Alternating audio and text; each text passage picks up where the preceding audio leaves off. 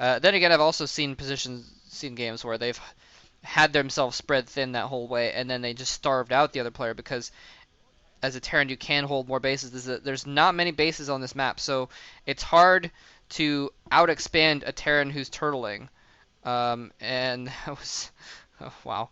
It's hard to out-expand a Terran who's turtling because, even if you've got your 4 bases on your side of the map, there's only 2 left. And if, for instance, if the Terran manages to take one of them, then that's half. And that's going to be an advantage for the Terran player because if the Terran is turtling, you want to just take a bunch of bases and out macro them, sacrifice your army a few times, re-macro, etc., etc. And it's hard to do that if you have even bases, obviously. So, well, that's kind of the opposite of it. Anyway, but so Iris is taking his third, and he's either gonna have to make a push with those 3 bases. It's okay, relatively easy to hold those 3 bases, but if he try and takes a fourth, that's when he's gonna start spreading himself thin, and that's when Stork might be able to take advantage of that. And here he comes in. Oh, where's your observer, Stork? Where's your observer? You're gonna lose so many dragoons. Oh, tons of damage being done with those two mines, I think. 3 dragoons being killed. Several more being hurt as well. I never understand why players don't keep observers pinned on their armies late game against Terran, because they know there's going to be mines, but I guess they figure losing tons and tons of dragoons is better than having a little bit of supply left over for for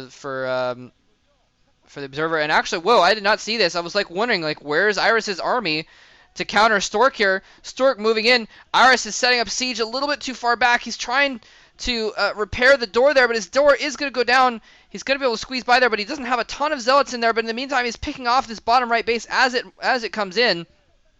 It looks like he sent a smaller force to that bottom right. And here he comes in, Stork moving in. He's not targeting the tanks, though. There's a lot of vultures there. A couple more tanks coming in from behind. He's going to siege them up. They're going to be able to do a lot of damage, but there's still some zealots in the mix.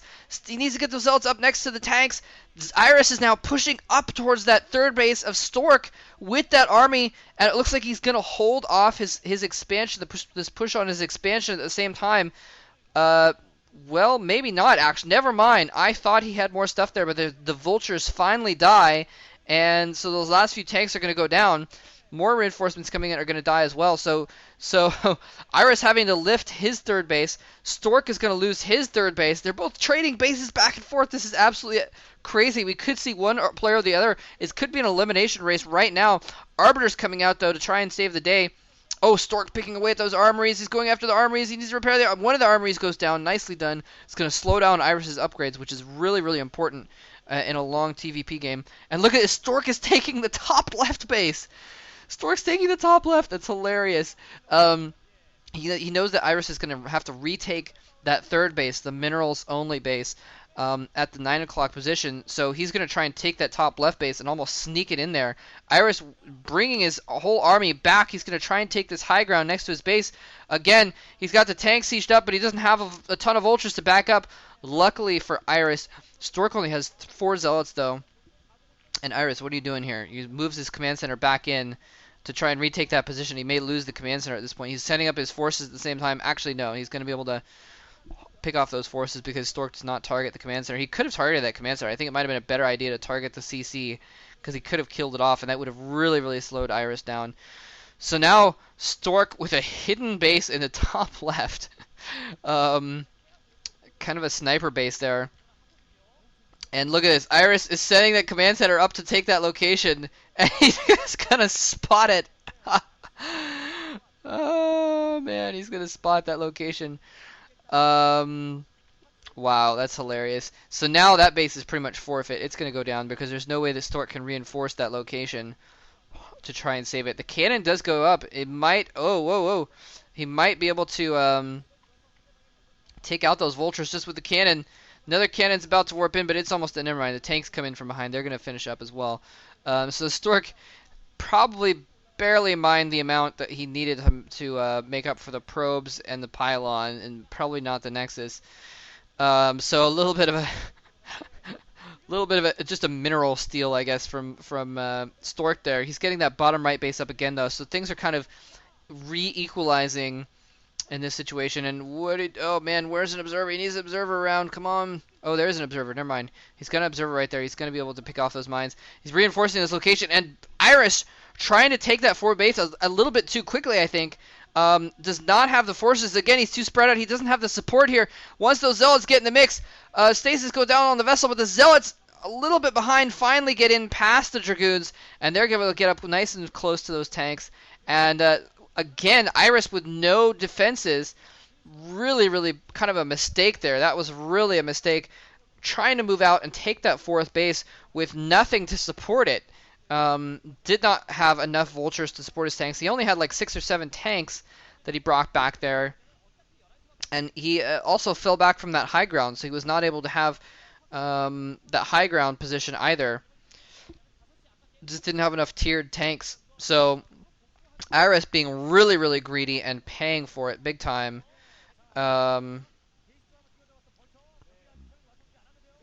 Excuse me. So Iris paying for it with losing that top left base again. Well, he never really had it, but losing the ability to get that top left base again, and almost lost his third base again. I guess Stork in this, he's decided he's content to just, sorry, he's content to just kind of macro up and keep Iris contained, and he knows he has an advantage, so there's no reason that he has to press that advantage and try and win now. He theoretically could actually, especially with these vultures running around on the map and not supporting that third base. And actually, the vultures are good. I mean, the vultures are a good idea. Don't get me wrong. It's something you need to do, especially when you are behind, like I think Iris is right now. You need to send those vultures out and try to take some probes out, try and do some economic damage to the opponent. And so that's exactly what he needs to be doing right now.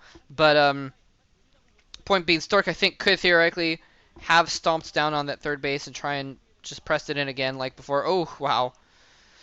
That was a lot of mines going off. That was a lot of stuff dying. But Stork is just content to just sit back, play a little bit defensively, and win in the long run. Oh, look at that. Those Dragoons marching in a line right next to that line of mines. Somehow managing to get past without any injury. He's going in here. He's trying to take out these tanks that are sieging up below his expansion. A bunch of vultures coming in are going to trap those Dragoons. He's going to have to fall back. But look at this. There's just a big minefield keeping him from reinforcing from that direction. So Stork is not going to be able to send his main army down to flank those tanks. Look at this. Look at that. Okay, now an observer comes in, but he still only takes out a couple of mines. It's so weird that the mines were placed in a perfect spot, that the way that the